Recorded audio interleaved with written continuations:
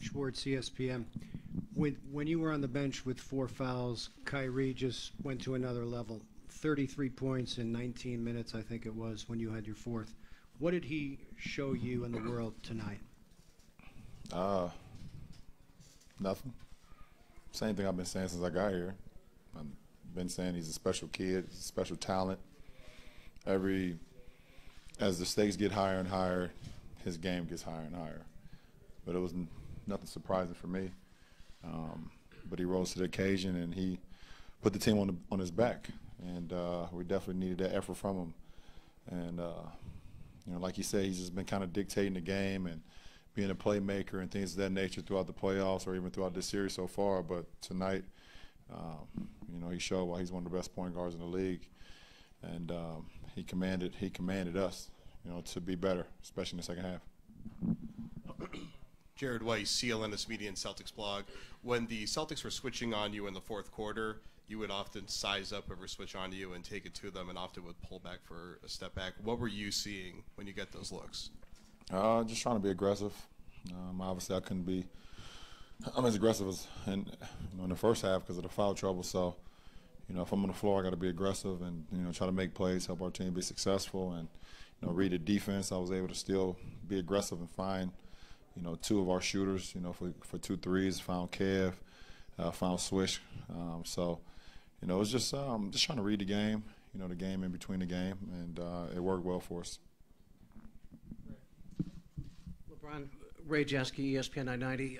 4th quarter, it seemed like it all came back to you, scoring the ball, shooting the ball over kind of a difficult stretch. Is that just kind of a thawing out thing? You're through that stretch and return to the player, the shooter, the scorer that you were the previous 10 games, or something you just had to kind of fight through? What happened there? Yeah, I mean, my rhythm, you know, for the most part is broken when you get, you know, I can't remember, I don't think I've ever had 4 fouls in a game before in the first half, so my rhythm is kind of broken, and you got to try to figure out ways you can still help the team. And my teammate said, just be aggressive, be you. You know, you got us to this point and continue to do that. So, you know, I just try to find ways to get into the lane, get some in transition. When they backed off, shoot the jumper, and felt very comfortable with it. So I was able to get back into a rhythm very fast. And by the same token, do you feel as a team that you've kind of recovered now that you got to go back into Boston for Game 5 and you kind of refound whatever you had prior to Sunday? Well, I mean, at the end of the day, you play the game that's in front of you. You know, we didn't take care of business in Game 3. They played well.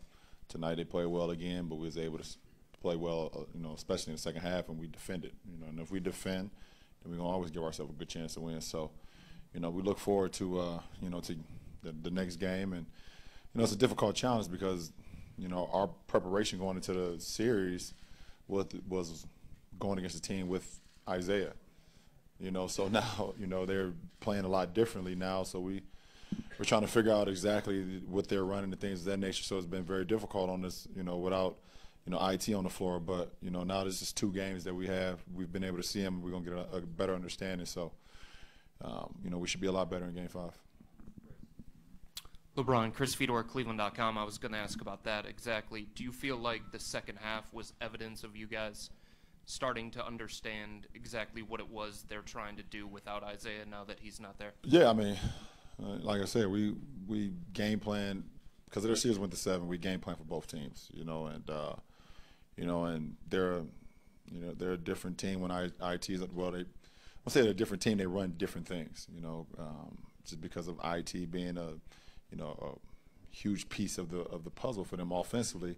So they had to kind of reshape, you know, and that's the beauty of having Brad Stevens as your coach. You know, you're able to reshape what you do offensively and still, you know, be in a good rhythm. So, you know, it's been challenging for us to kind of, you know, plays out of timeout. They kind of been killing us on ATOs and you know, keeping us off balance. But in the second half, we kind of finally got a little bit of rhythm, and I think we'll be a lot better, Chris, in Game 5. LeBron, Steve Belpet, Boston Herald.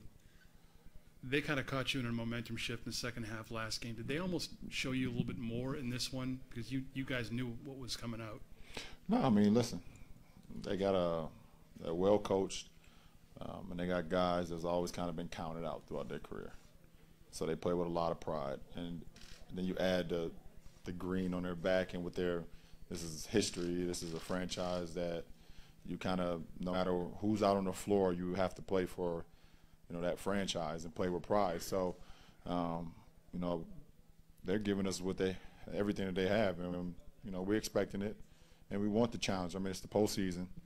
At the end of the day, you just want to win the game. It doesn't matter who you're going against or how you get the job done. You just try to figure it out, and I think we did that.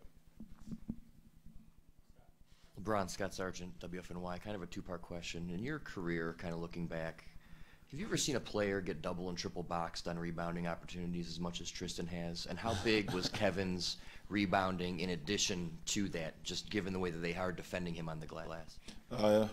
Yeah, I mean, when you look at some of the greatest rebounders in our game, and guys who create extra possessions, you got to figure out a way to try to take them out, and not take them out like in a bad way, but how do you keep them off the glass? And they're doing a really good job in the last couple of games of putting 2 or 3 bodies on them, and but when you do that, you allow our other front court player who's been a monster rebounder his whole career to come up and do the thing that he did tonight, and we needed that. We needed the 17 rebounds from Kev, and it was huge for our team. LeBron, Hayden Grove, Cleveland.com. You mentioned you've never had 4 fouls in a game. Have you ever missed a dunk like that in the game? I have. I think I missed one in Boston before. I've missed a couple dunks in my career. I think I've made more than I missed, though. Yeah. So maybe. Percentages are pretty good.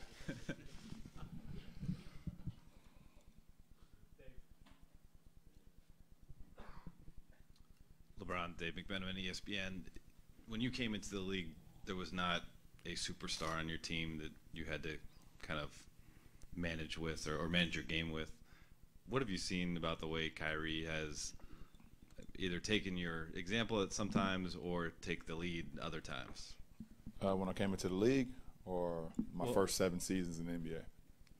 Right, your first 7 seasons. Yeah, exactly. I mean, the kid is special, and he basically was just waiting for an opportunity to be able to blossom, and I'm just happy and blessed that when I decided to come back that I was able to help him blossom, I guess, because he gets to play,